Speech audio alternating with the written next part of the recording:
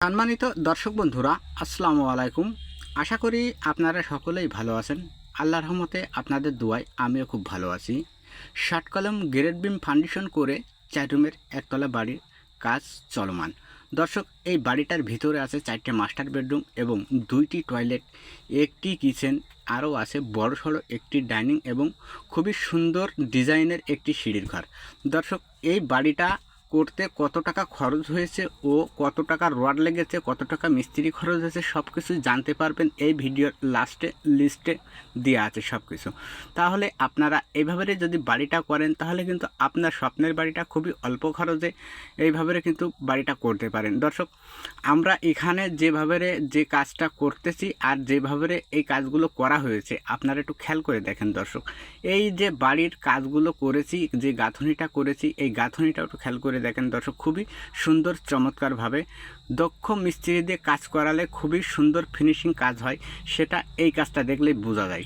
দর্শক, আপনারা সকলে চাচ্ছেন যে খুবই অল্প বাজেটের মধ্যে গ্রামের মধ্যেই এমন সুন্দর বাড়ি করবেন। সেক্ষেত্রে আপনাদেরকে রিকভারি করে বলবো যে আপনারা আমাদের সাথে যোগাযোগ করতে পারেন, কিংবা আপনার আশেপাশে কোনো ইঞ্জিনিয়ার যদি থাকে তাহলে তার সাথে যোগাযোগ করে আপনার স্বপ্নের বাড়ির ডিজাইনটা করে নিতে পারেন। দর্শক, আর সব সময়ের জন্য ভাববেন যে একটা দক্ষ মিস্ত্রিতে যদি আপনি বাড়ি করেন তাহলে কিন্তু আপনার বাড়ির কাজটা অনেক সুন্দর হবে।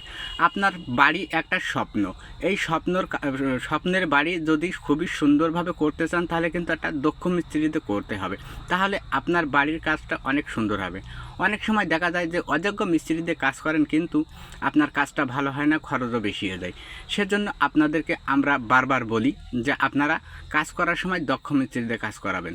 দর্শক, এখানে যে বেডরুমটা দেখতেছেন এই বেডরুমটা খুবই অসাধারণ একটি বেডরুম। দর্শক, আমাদের এখানে যে ইট লেগেছে কত টাকার এবং গাড়ি আবার সিমেন্ট লাগবে কত কান, সব কিছুর হিসেব আমাদের এই ভিডিওর লাস্টে দেওয়া আছে লিস্টে, আপনারা একটু দেখে নেবেন। এইটা যদি দেখে নিতে পারেন তাহলে কিন্তু আপনি বাড়ি করার একটা সম্ভাবনা পেতে পারেন। সেক্ষেত্রে আপনারা অবশ্যই আমাদের এই ভিডিওগুলো ফলো করতে পারেন। বাড়ি করার সময় অনেকেই চাচ্ছেন যে বাড়ি করতে গেলে অনেক কিছুই কিন্তু করতে হয়, খুবই অল্প জায়গার মধ্যে কিন্তু এই বাড়িটা করা। দর্শক, 38 ফিট বাই 42 ফিট জায়গার মধ্যে এই বাড়িটা করা।